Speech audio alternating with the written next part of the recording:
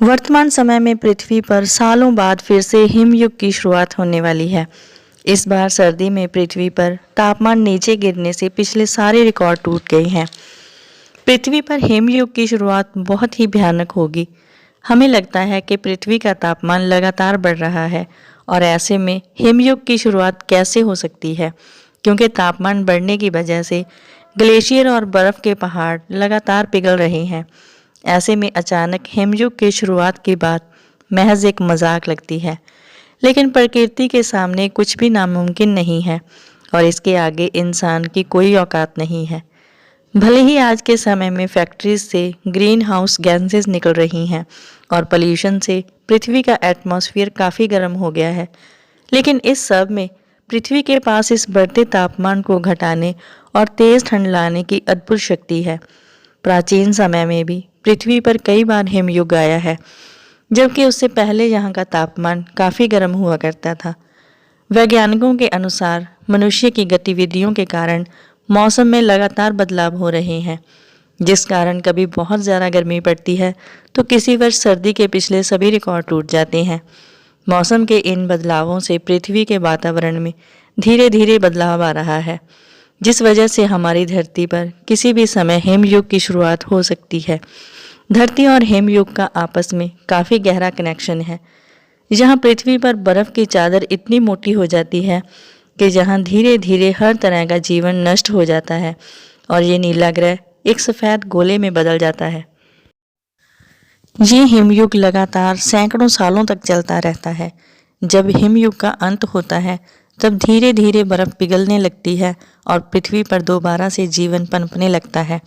ऐसे में अगर अब हिमयुग की शुरुआत होगी तो ये घटना हम इंसानों के लिए अद्भुत पर जानलेवा साबित होगी। हम पृथ्वी पर हिमयुग शुरू होता तो देख सकेंगे, लेकिन इसमें आगे चलकर हम सरवाइव नहीं कर पाएंगे। अब हम बताते हैं कि हिमयुग की शुरुआत कैसे होगी। हमारा सूरज हमारे सौरमंडल का केंद्रीय ऑब्जेक्ट है, जिसके इर्द गिर्द पृथ्वी समेत सभी ग्रह घूमते रहते हैं। पृथ्वी को सूरज की परिक्रमा करने में 1 साल का समय लगता है।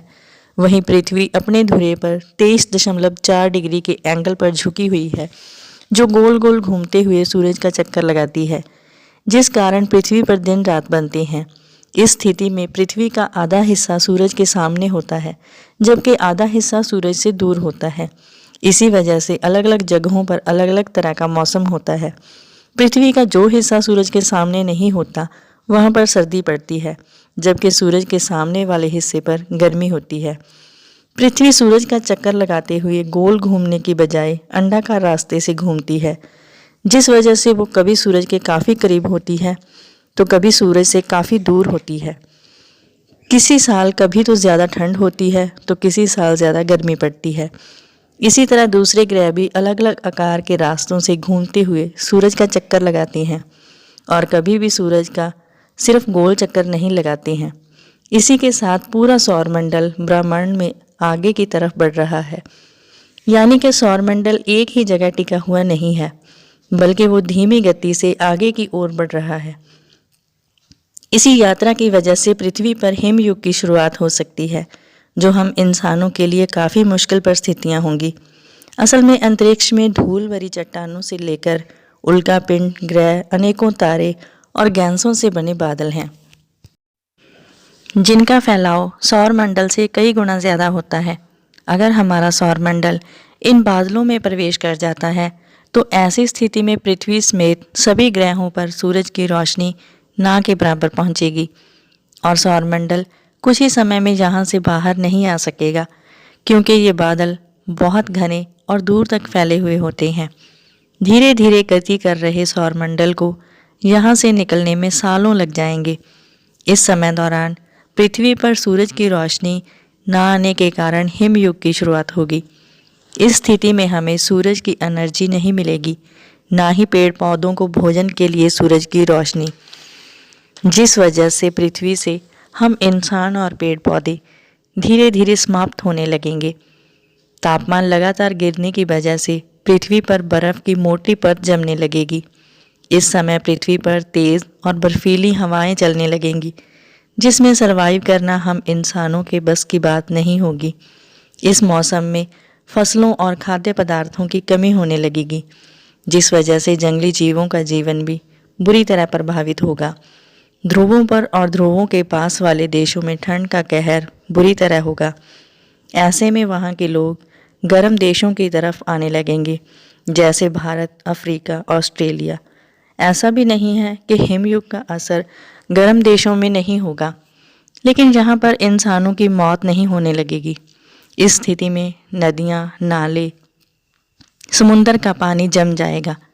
गर्म देशों में आबादी बढ़ने की वजह से रिसोर्सेज कम पड़ने लगेंगे, जबकि सेहत सहूलतों में भी कमी होने लगेगी और खाने पीने की चीज़ों की महंगाई बढ़ जाएगी।